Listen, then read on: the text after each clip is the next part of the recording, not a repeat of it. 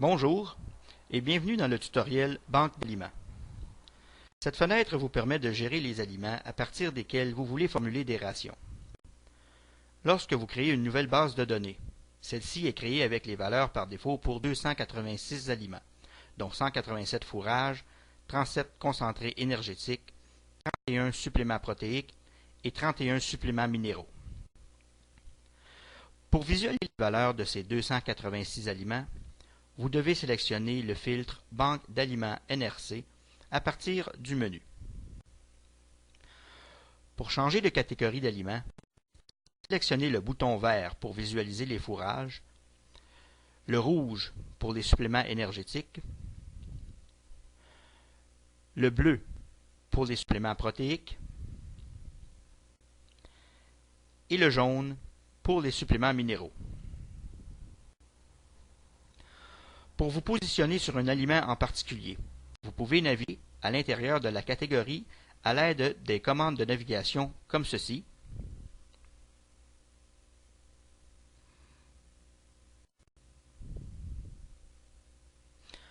Ou encore, vous positionnez directement sur un aliment en le sélectionnant dans la liste de sélection des aliments.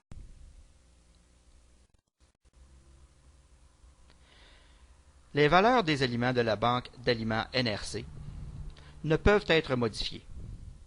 Ces aliments ne peuvent être utilisés que tels quels ou encore servir de point de départ pour créer vos propres aliments. Pour vous approprier un aliment et ainsi pouvoir en modifier les valeurs, vous devez d'abord ajouter celui-ci à votre section Mes aliments.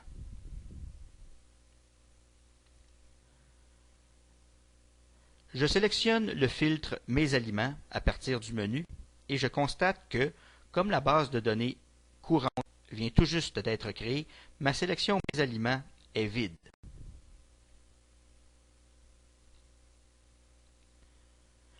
Nous allons maintenant remédier à cette situation en ajoutant un fourrage à notre section Mes aliments.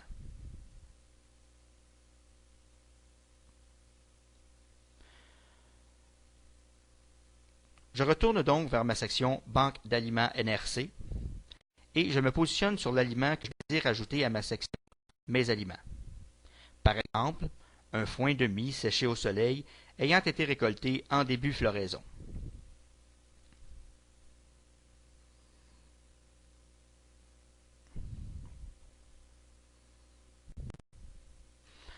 Pour ajouter cet aliment à ma section Mes aliments, je sélectionne la commande Ajouter l'aliment courant à mes aliments.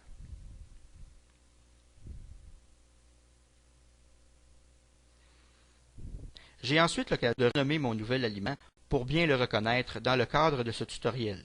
Je lui adjoins la mention Tutoriel et je clique OK.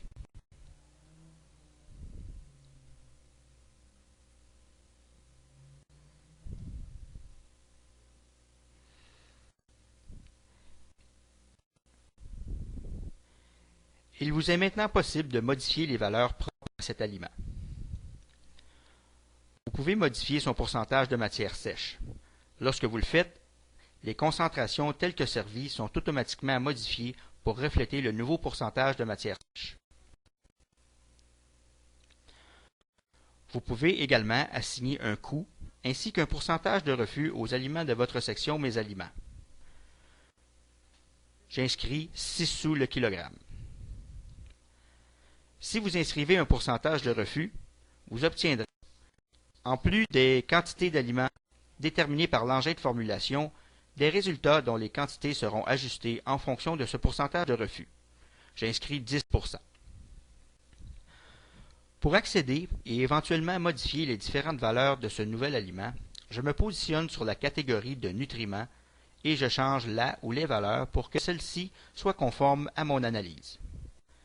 Par exemple, modifions ici le pourcentage de protéines brutes de 13,4% pour 12%.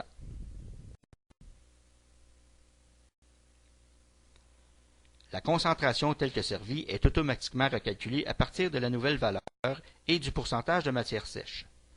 J'aurais tout aussi bien pu modifier la valeur TQS et dans ce cas, c'est la concentration 100% matière sèche qui aurait été recalculée. Le bouton Mémo vous permet de joindre un commentaire ou toute autre information pertinente à l'aliment. Par exemple, date de coupe 11 juillet 2007.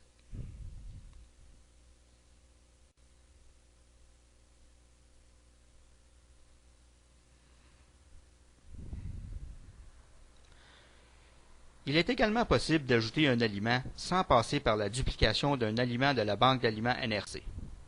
À partir du menu, sélectionnez Aliments, Nouveau et inscrivez les valeurs que vous avez à votre disposition, que celles-ci proviennent de la littérature spécialisée ou encore d'une analyse d'aliments.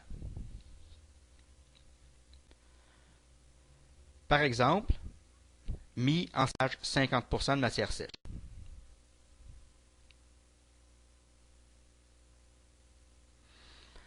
Les seules valeurs obligatoires pour la création d'un nouvel aliment sont le pourcentage de matière sèche, ici 50%,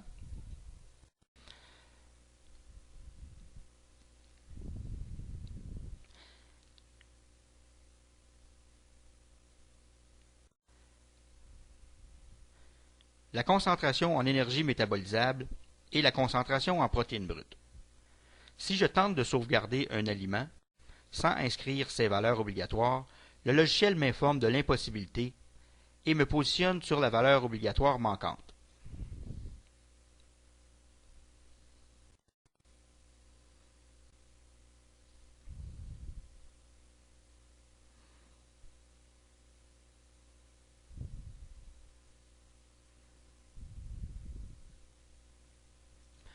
Une fois les valeurs obligatoires inscrites, l'aliment peut être sauvegardé et fait désormais partie de ma section Mes aliments.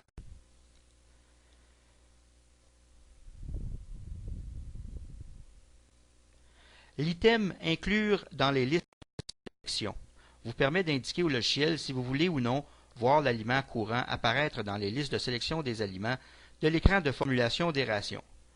Pour conserver les données relatives à un aliment sans pour autant pouvoir l'utiliser dans le cadre d'une ration, désélectionnez simplement la boîte à cocher. Pour plus de connaissances au sujet de la banque d'aliments, sélectionnez la touche F1 lorsque vous vous retrouvez dans la fenêtre de la banque d'aliments du logiciel pour accéder aux fenêtres d'aide contextuelle d'Oviration 3.0. Passez maintenant à la vidéo intitulée Formulation des rations.